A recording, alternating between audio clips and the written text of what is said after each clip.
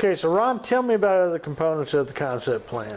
We know some cities are trying to regulate commerce and control the economics of a city. So they're saying, well, we only want these types of businesses, or what type of businesses should we want? Well, you know, the law of supply and demand will bring the businesses. If you have a lot of senior citizens, you're probably going to have a lot of drugstores. You know, in Haltom City, I see people post on Facebook, don't ever bring any more title companies. And I'm like, why would we not want more title companies? Are they intrusive? Is there something wrong with the title company? One lady said, well, we don't need any more strip centers. Well, maybe, maybe not. You know what? You know who will make that decision? A smart investor. He will not build a new strip center unless he thinks he can get tenants. In Haltom City, they want no more tire shops, period, under any circumstance. We have enough tire shops. Well, you know what? If there's enough people to buy tires, we'll need tire shops. Mm-hmm. And if an entrepreneur and an investor is willing to open another tire shop, then they must think there's a market for tires, and they'll sell more tires. If you don't like tires being stacked outside, then write an ordinance that says you can't put your tires outside your tire shop. By the way, we're never going to have a 4-Day Tire, a nationwide brand of tire stores that everybody knows we need. Never going to have another one in the city. Another area of the plan is landscaping.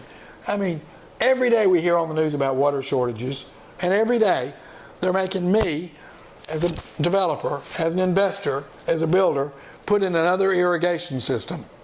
And if I propose succulents or something that will live without irrigation, cactuses, rocks, things like that, nope, can't do that.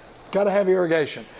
Irrigations are the nemesis of my existence, that and dumpsters, because they're always broken.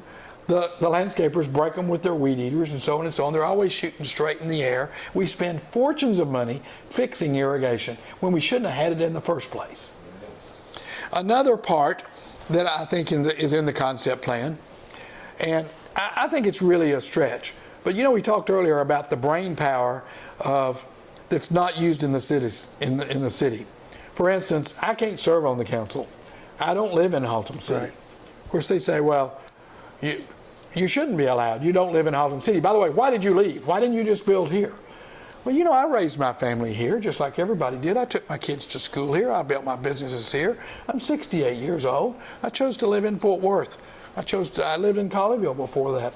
I don't think there's any mandate. But by the way, does that mean that I'm not smart enough to serve on the city council? Do I have anything to add? Do you think I might be able to help them sue a big budget, for instance, or understanding some cash flows?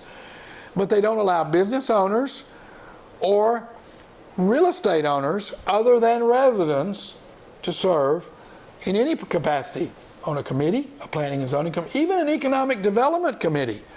Kennedale did recently pass an ordinance that allowed business owners and landowners to serve on the economic development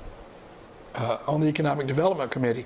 Because I mean, if there was any place to have real estate owners and investors, an economic development committee would be a good one. Yep.